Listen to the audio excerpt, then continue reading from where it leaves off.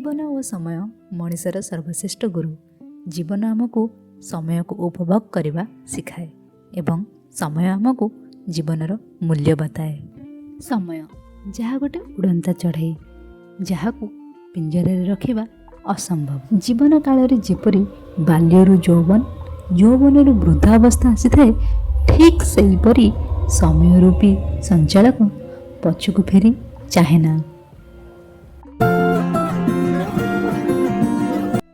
Hello everyone, Jai Jagannath. Welcome back to Life of Priyadarshini. I hope you all are doing well. तो आपण मानक पढ़ापढ़ी केमती चलची? मु तो एना उठी जाइची, तो एबे मु मो पढ़ा स्टार्ट करूची। एना मु बायो रिवीजन करिवि काहेकि ना आज संडेटा रिवीजन पई बेटर रोए। मते भोर भोर एते ठंडा लागुतला कि मु एठी कम्बल घोड़े ही पाठ पढुची। ठीक मने पड़ जाउची से स्कूल बेलार कथा। एमिति शीत दिन में मम्मी मते 4टा राति डाक छाड़े, उठे पाठ पढ़िबू, उठे पाठ पढ़िबू।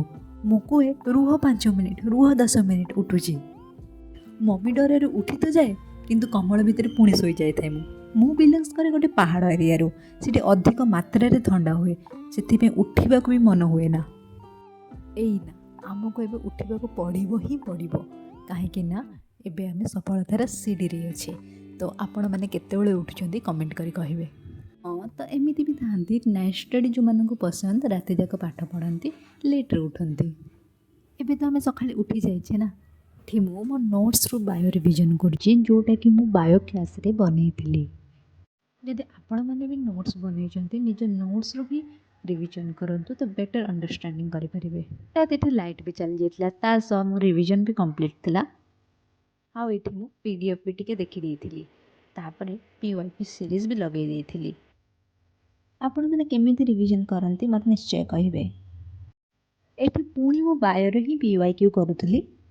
सीधा बसी बसी मो अंटा पेन हैला, तो मो कांथ को डेरा दे ही बसी जाइछि एठी। जदि आपण माने आज फर्स्ट टाइम आछंती आ मो वीडियो फर्स्ट टाइम देखुचंती, तो सब्सक्राइब और लाइक करि कि जिबे जदि आपण को भलो लागिला। एठी तो मु रिवीजन करूछि, आपण माने बोर होथिबे ना, तो चलो सुनाऊछि किछि। केही जणे मते कहिथिले विरक्तिपूर्ण चेहरा रे कलेक्टर भी भलो देखा जाए नाही। तो मन को रख शांत और चेहरा रे गोटे छोट हस। एठी सरी जाइथिले हमर रिवीजन, तो खाता को बंद कली, लैपटॉप को बंद कली और सीधा जाइथिली बालकनी चलिबा पई। बसी बसी मो गोड़ पेन ही जाइथिला। एठी आसी मु 5-10 मिनिट वॉक कली।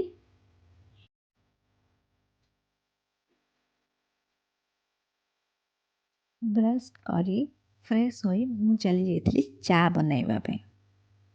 मते सकाळ सकाळ किछि नहले भी चा तो दरकार निहाती। एइटा गोटे खराब आदत हो जाइछि मोर।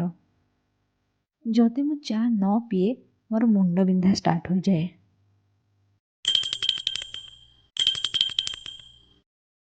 पूजा सारी मु आसी जाइथिली एठी जूस बनाइबा पई। एठी जूस मोर बनी की रेडी। एठी आपण माने भाबुथिबे ये कोन करूछि। काली जो भात आ भजा बळका हो जाइथिला, ताको एठी मु मिक्स करी फ्राई कर दोछि। एइटा ही आज मोर ब्रेकफास्ट रहिबो। ता ऊपर हल्का मिक्सचर आ लंच रे मु गोटे डिफरेंट अंडा आमलेट बनैथिली। एइटा मु शॉर्ट्स रे पकैछि, जाय देखि नेबे।